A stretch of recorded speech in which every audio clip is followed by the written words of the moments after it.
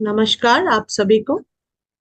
वेदांत दर्पण के इस एपिसोड में आप सभी का स्वागत है। मैं स्वागत करना चाहूंगी ऋषि श्री गौतम चटर्जी सर का, जो काशी से जुड़ते हैं। प्रणाम सर। आनंद। एक एक अलग अलग टॉपिक्स पर सर मार्गदर्शन कर रहे हैं, आलोकित कर रहे हैं। पिछला इस एपिसोड के जो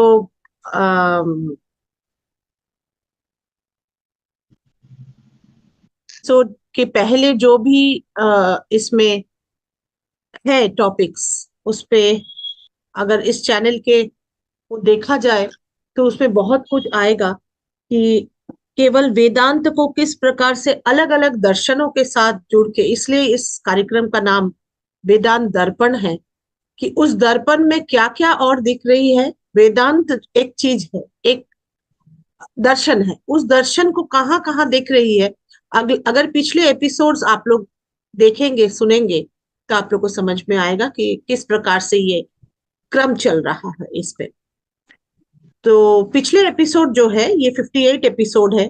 57 जो एपिसोड है उसमें काशी शैविज्म, इस पर ऋषि जी ने व्याख्यान दिया था। अब काशी शैविज्म को पार्ट टू में, इस एपिसोड में पार्ट टू आएगा जिसमें इन डेप्थ वो डिस्कस करेंगे कि क्या है, वो बोलेंगे इस पर। सर मैं वही छोड़ती हूँ जहां आप क्रिया योग पर थे। क्रिया हाँ योग बोला था श्यामाचरण लाहिड़ी जी, जो जिन्हें योगीराज भी कहा जाता था, कहा जाता है। जी। जी जी। तो सर आप तो कृपया बोलिए। एक्चुअली हम लोगों ने पिछले एपिसोड से काशी शैव दर्शन पर बातचीत आरंभ की है। जी जी। और अगर रिकैपिचुलेट करना चाहेंगे संक्षेप में तो वो ये कि पिछले एपिसोड में हम लोगों ने काशी के बारे में बात की थी, उसे जाना था कि उसका स्पिरिचुअल सिग्निफिकेंस क्या है, उसका सोर्स क्या है। उसके बाद हम लोगों ने शिव पर बात की थी, शिव जो एक स्पिरिचुअल कल्ट है। फिर हम लोगों ने बहुत सारे दर्शनों की बात की थी जिसमें शैव दर्शन आता है। उसके बाद हम लोग उस शैव दर्शन की चर्चा करना आरंभ किए हैं जो काशी में पल्लवित हुआ, सिर्फ और सिर्फ काशी में। उसमें कई महापुरुष हुए हैं जिनमें से हम लोगों ने सिर्फ दो नाम लिए हैं, श्यामाचरण लाहिड़ी और गोपीनाथ कविराज। श्यामाचरण लाहिड़ी महाशय का जो भौतिक समय था वो पहले था, इसलिए उनका नाम पहले आया। गोपीनाथ कविराज महाशय का नाम बाद में इसलिए आया क्योंकि दैहिक रूप से उनके बाद प्रकट हुए थे, लेकिन जब वो एक लाइट हो गए तब वो एक ही हो गया। फिर इतिहास जैसी कोई बात नहीं रहेगी। तो हम लोगों ने ये जाना था कविराज महाशय का जो योग था वो था अखंड महायोग, और लाहिड़ी महाशय का जो योग था वो था क्रिया योग। और हम्म। हम लोगों ने ये भी डिस्टिंग्विश कर लिया था कि जो स्वामी विवेकानंद की किताब है क्रिया योग, उससे ये बिल्कुल भिन्न है। क्योंकि उनका प्रेम योग, क्रिया योग, फिर राजयोग, कर्म योग, ये मिलता है, लोग आमतौर पर पढ़ते हैं। हम्म। जो राजयोग है वो पतंजलि के योग सूत्र, जितने भी सूत्र हैं उसकी बहुत अच्छी व्याख्या है 4 चैप्टर्स में। और अब हम लोग जो क्रिया योग की बात करेंगे वो बिल्कुल अलग है। वो क्या है वही हम लोग देखने जा रहे हैं, है ना। तो काशी में पल्लवित हुए शैव दर्शन के गहराई में जाने के लिए हम लोग को एक एक महापुरुषों की चर्चा करनी होगी कि उन लोगों ने कैसी तपस्या की। तो आरंभ कविराज जी से करते हैं, क्योंकि हमारे मास कम्युनिकेशन जो मैं बीएच में पढ़ाता रहा हूँ वहां पर ये हम लोग बताते थे या चर्चा करते थे कि एक समय में एक ही बात करनी चाहिए। कई हो जाने से हमारे भीतर का जो मानस है वो ठीक से उसको ग्रास्प नहीं कर पाता। तो कविराज जी के बारे में हम लोग आज सिर्फ अभी बात कर रहे हैं कि उनका अखंड महायोग क्या है। उससे पहले हमने बताया था कि उनके गुरु थे आचार्य विशुद्धानंद, जी। जो सूर्य विज्ञान के तपस्वी थे, कि ब्रह्मलोक में जाने के लिए सूर्य विज्ञान कैसे सहायक है। उनसे उन्होंने कविराज जी ने सीखा था। कविराज जी के पास दैहिक रूप से ठाकुर जयदेव सिंह पढ़ने जाते थे, फिर प्रोफेसर ब्रज वल्लभ द्विवेदी जी पढ़ने जाते थे, मैं इन दोनों के पास जाता था। ये सब दैहिक स्तर पर है। लेकिन हमने पिछले एपिसोड में कहा था एक ल्यूमिनस प्लेन है, वहां पर आके देह नहीं रह जाता। जब वो प्रकाश हो गए, कविराज जी, ठाकुर जयदेव जी, ब्रजवल्लभ द्विवेदी जी, तो हम लोग उस प्रकाश को टच कर सकते हैं जैसे मोबाइल की स्क्रीन को टच करते हैं। तो उस तरह से हम लोग उस प्रकाश को भी टच कर सकते हैं। उसके लिए हम लोग को दैहिक रूप से कुछ भी नहीं करना होगा। जैसे एंड्रॉयड मोबाइल को टच करने के लिए हम लोग उंगली को बढ़ाते हैं, वहां पर ये भी नहीं करना पड़ेगा। तो अब ये अखंड महायुग क्या है, इसको जानने के लिए हम लोग थोड़ी देर के लिए जरा सा उपनिषदों की शरण में जा रहे हैं। वो ऐसे कि हमारा जो ऋग्वेद है उससे दो उपनिषद आते हैं। एक है ऐतरेय उपनिषद, दूसरा है कौष्टिकी उपनिषद। तो हमने बहुत प्रारंभिक अपने एपिसोड्स में ये कहा है कि वेद को तीन भागों में किया गया, ब्राह्मण, आरण्यक, उपनिषद। उपनिषद, हाँ। तो जो आरण्यक है उसमें ऐतरेय आरण्यक, ऐतरेय आरण्यक में तीन जो कई चैप्टर्स हैं उसमें एक चौथा, पांचवा, छठवां, ये जो चैप्टर है उसी से एक उपनिषद बनाया गया, ऐतरेय उपनिषद। इसका मतलब है कि ऐतरेय उपनिषद में तीन चैप्टर हैं। वो बात करते हैं कि कैसे ये दुनिया, ये सृष्टि अस्तित्व में आई, है ना। जिसमें हमने कहा था कि इच्छा का मतलब होता है विजन एंट्वाइंड विथ रिजॉल्व। हम्म। आत्मा ने ये इच्छा की कि मैं एक से बहु हूंगा, ये यहीं पर कहा गया है। और जो चार महावाक्यों की बात आती है इसमें एक है प्रज्ञा नाम ब्रह्म, वो इसी उपनिषद में आता है। हम्म। तो प्रज्ञा ही ब्रह्म कैसे है, ये ऐतरेय उपनिषद बताता है। ठीक है। अब उसमें कहा गया है कि तीन लोक होते हैं, स्टेट्स ऑफ कॉन्शियसनेस होता है, कॉन्शियस, सबकॉन्शियस और अनकॉन्शियस नहीं, बल्कि एक होता है ल्यूमिनस प्लेन, जी। Luminous status. हाँ, उसको हमारे यहाँ कहा गया मरीचि। हम लोग बचपन से मरीचिका का मतलब समझते हैं जो होने का भ्रम देता है। तो जो होने का भ्रम देता है उसको हमारे यहाँ बुद्धिज्म में एक शब्द आया संस्कृत का, अपोह। यहाँ पर मरीचि का मतलब ये नहीं है। या मरीचि का मतलब है कि प्लेन ऑफ ल्यूमिनेसिटी, ल्यूमिनस प्लेन को हमारे यहाँ मरीचि कहा गया है। और दूसरा प्लेन है मर। मर का मतलब है जो प्लेन ऑफ मॉर्टल्स, जहाँ पर मृत्यु होती है, जिस चीज की हो सकती है उसी की होगी। हम लोग बाद में देखेंगे किसी चीज की मृत्यु नहीं भी होती है। और तीसरा जो है वो स्पेस है, जहां पर हम एक, हालांकि वहां पर ल्यूमिनस प्लेन उसी को कहेंगे, लेकिन एक और होता है जल, ग्रैंड लाइफ, इसको of, grand ocean of life. ये तीसरा, ये हमारे ऐतरेय उपनिषद में पहले चैप्टर में ये सब बताया गया है। अब क्या है कि कैसे हम ट्रांसेंड करें, प्रज्ञा क्या है, प्राण क्या है। तो उसमें एक शब्द आता है प्रत्यक्ष, यानी कि परसेप्शन। इसको आज हम लोग कह सकते हैं सिमेंटिक परसेप्शन। सिमेंटिक परसेप्शन का हिंदी अनुवाद हुआ योग्यता, या योग्यता का अंग्रेजी अनुवाद किया गया है सिमेंटिक परसेप्शन। उसी तरह तात्पर्य का अंग्रेजी अनुवाद किया गया है इंटेंशनैलिटी। आत्मा का इंटेंशन क्या है, ब्रह्म का इंटेंशन क्या है, क्यों वो एक से अनेक हुआ। ठीक है। तो अब क्या है कि ये जो परसेप्शन है इसको हम लोग समझ ले, when perception is without conceptualisation. हम लोग कहते हैं कि प्रमाण जो अक्षपाद गौतम का न्याय है, न्याय दर्शन, न्याय सूत्र में आता है पहला प्रत्यक्ष। प्रत्यक्ष का मतलब ये नहीं कि मैं आपको अभी देख रहा हूं तो प्रत्यक्ष है तो ये प्रमाण हो गया। प्रत्यक्ष का मतलब है जब वहां पर कॉन्सेप्ट्स नहीं है, जब हम लोग बिना कंसेप्ट के देखते हैं।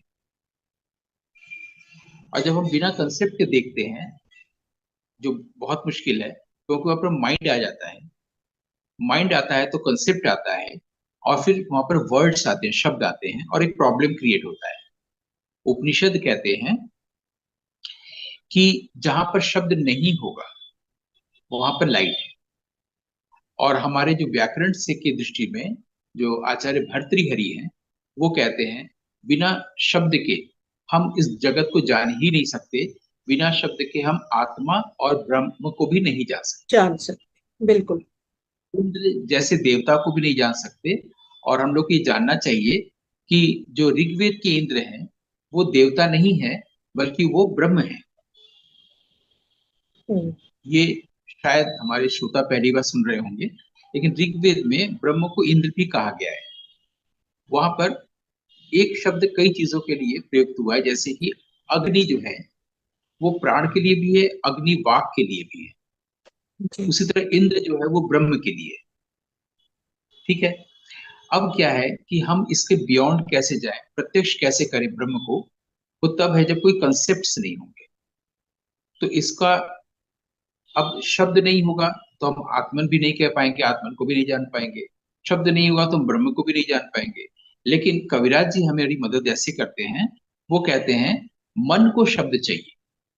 शब्द नहीं होगा तो मन नहीं रहेगा, मन नहीं रहेगा तो कंसेप्ट नहीं रहेगा, कंसेप्ट नहीं रहेगा तो हम प्रकाश का को प्रत्यक्ष देख पाएंगे, प्रकाश का प्रत्यक्षीकरण होगा।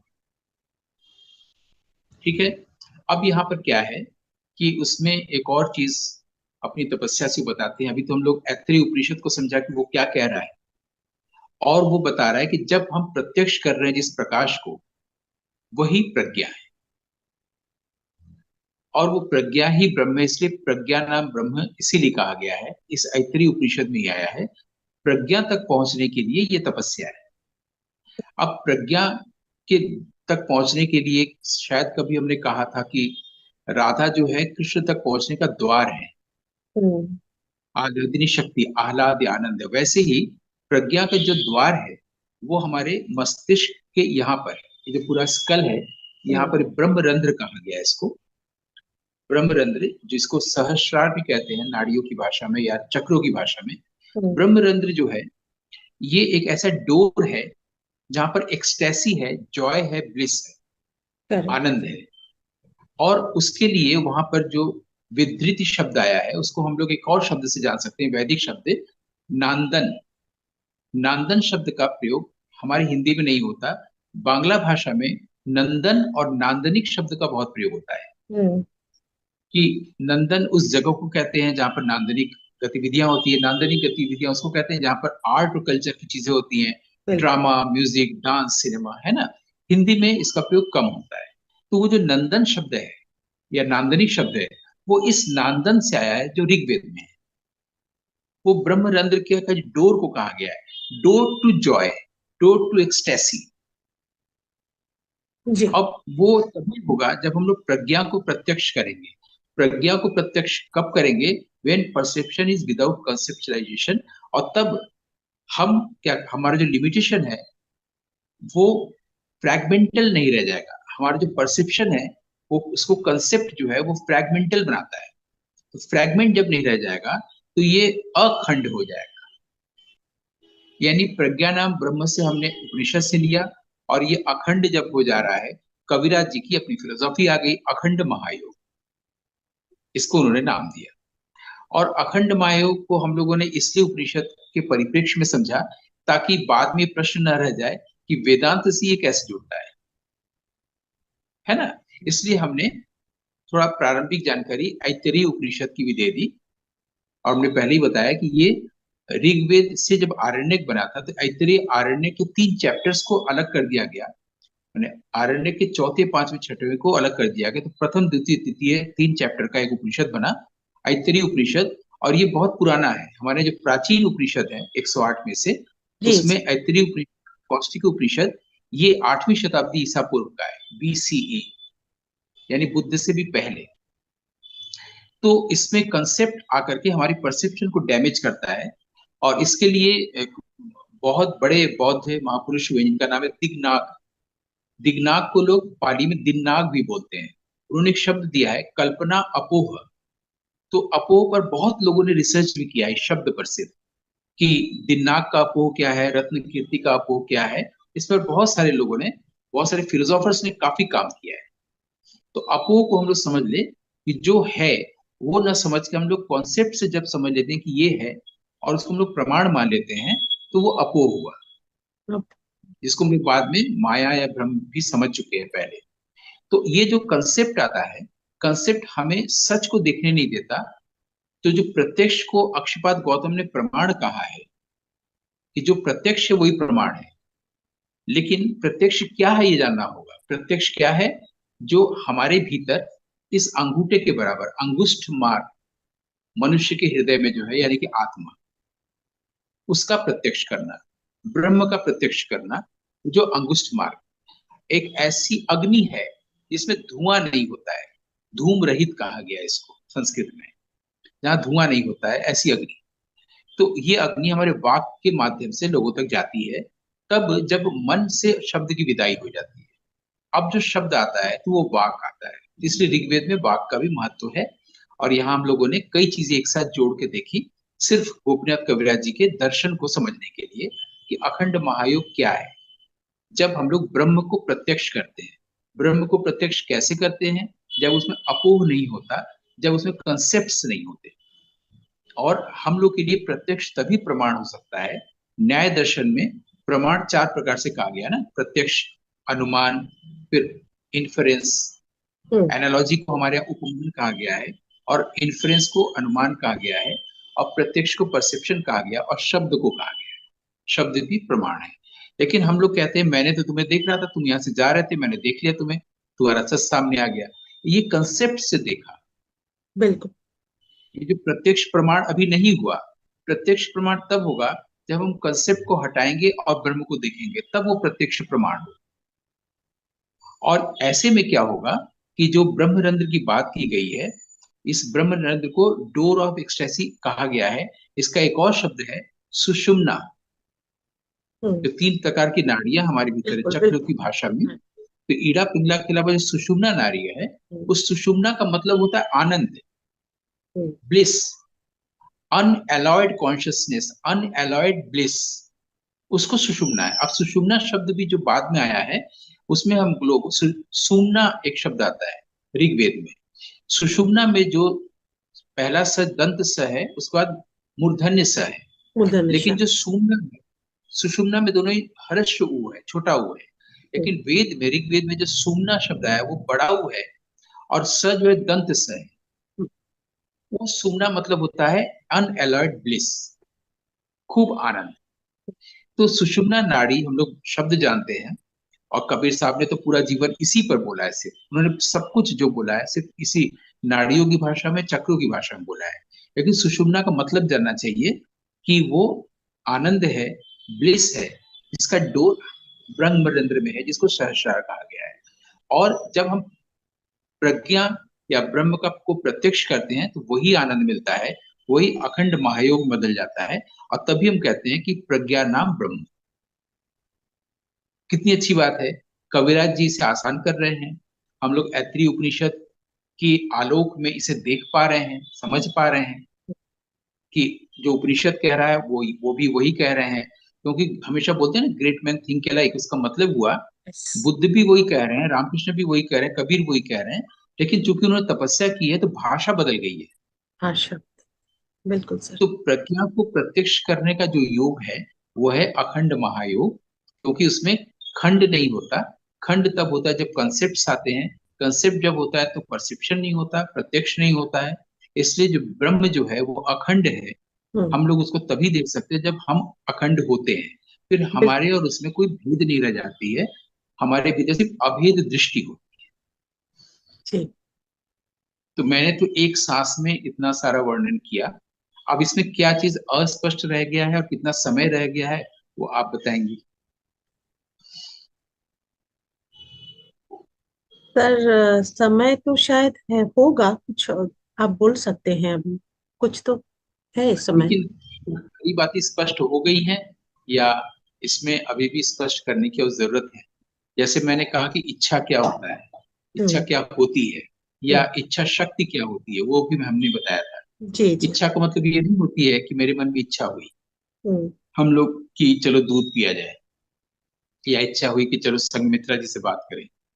इच्छा तब होगी, तब कहेंगे जब वहां पर विजन होगा, और जब उसको विजन को कन्वे करने रिजोल्यूशन। के लिए हमारे पास रिजॉल्व होगा। राइट, रिजॉल्व बुद्ध ने कहा 8 सम्यक में से। हम्म। जब हम उसको संकल्प लेंगे कि हम इस विजन को लेके आगे बढ़ेंगे, तो उसे इच्छा हमारे यहाँ कहा गया है। और परंपरा हमारे यहाँ से कहा गया है, जो श्रेष्ठ है, जब हम उसके आगे आकर के उसको श्रेष्ठतर बनाते हैं, तब उस धारा को परंपरा कहते हैं। इसलिए जो शब्दों का, जिन शब्दों का हम लोग प्रयोग कर रहे हैं इस एपिसोड में, हर शब्द को हम लोग को रीडिफाइन करते चलना है। क्योंकि हम लोग परसेप्शन बोलते हैं, हम लोग प्रत्यक्ष बोलते हैं, हम लोग इच्छा परंपरा बोलते हैं, शिव का त्रिशूल बोलते हैं, इवन शिव भी बोलते हैं।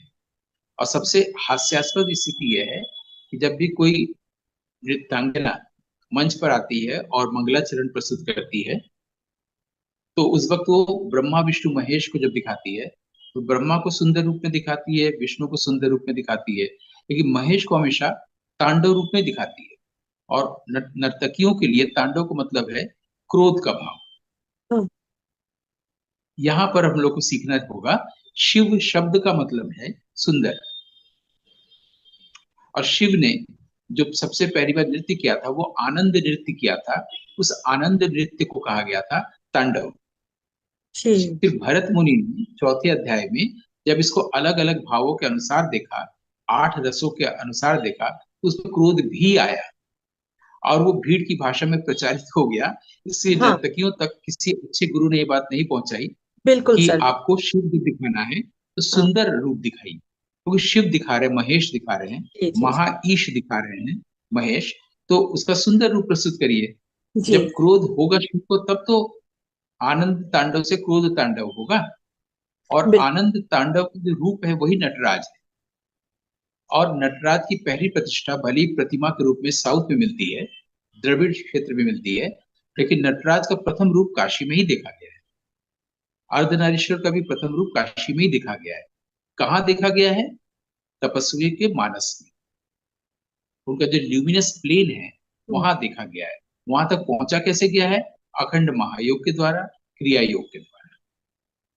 इसलिए हम जी। लोग को इन सब चीजों को कुछ कुछ जानना चाहिए कि हम लोग जैसे एक शब्द लिए सिमेंटिक परसेप्शन।